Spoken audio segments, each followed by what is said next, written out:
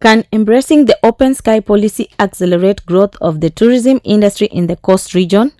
Mombasa Governor Abdulswammad Shariff Nassir thinks so and is calling for the implementation of the open skies policy to enable international flights to land directly in Mombasa.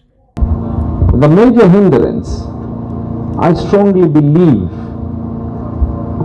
maybe I'm an overzealous believer in Mombasa, but I strongly believe that Mombasa is not in competition with anyone except itself.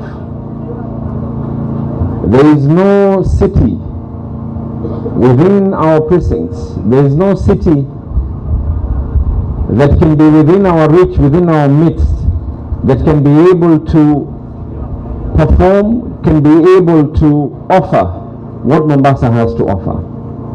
And the question we need to ask ourselves is, why is it that other areas within this world are able to attain figures and numbers that are more lucrative than Mombasa? And the answer is only one: the hindrance of allowing tourists to be able to come into Mombasa directly. It is high time we've had this conversation, and as much as the national government has given piecemeal licenses to airlines to be able to land within our airport, an airport that can be able to handle transatlantic flights, but that is a dead asset if we are not going to be able to utilize it to its maximum capacity. The airport in Mombasa, Moi International Airport, has the capacity to be able to handle more airlines than what is currently going on. And as much as the national government wishes to protect our national airline, the amount of money that we are losing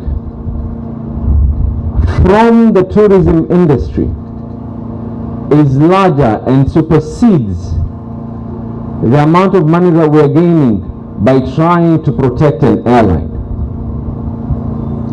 By having an open sky policy means that every single airline can be able to land in Mombasa.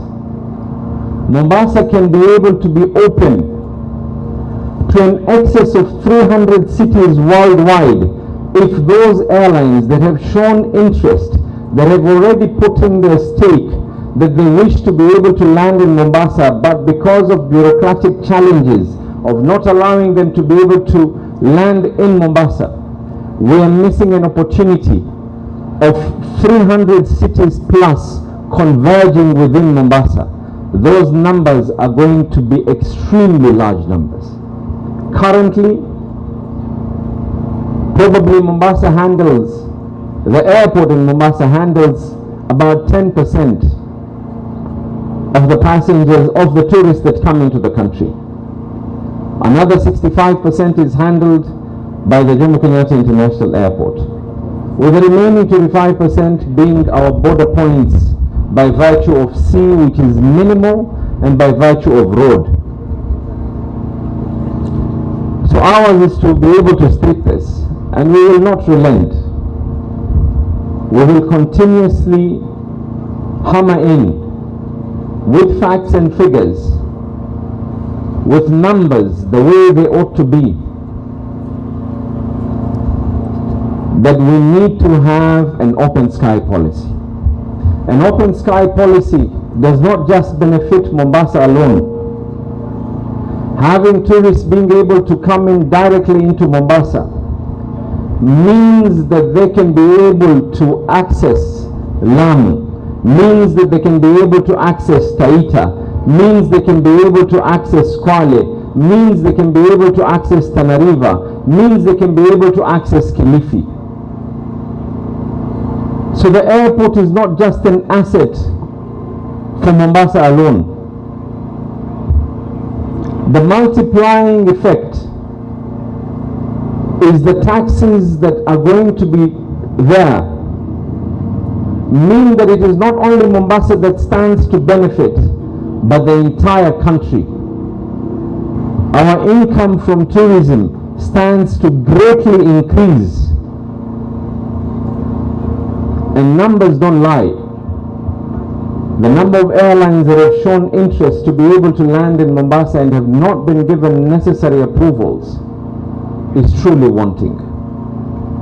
I'm going to be having a conversation with the new CS for transport on how we can be able to alleviate that, and I want to call it that level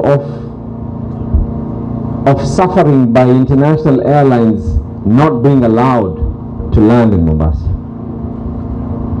The bed occupancy that is going to be seen by our hotels will be unmatched.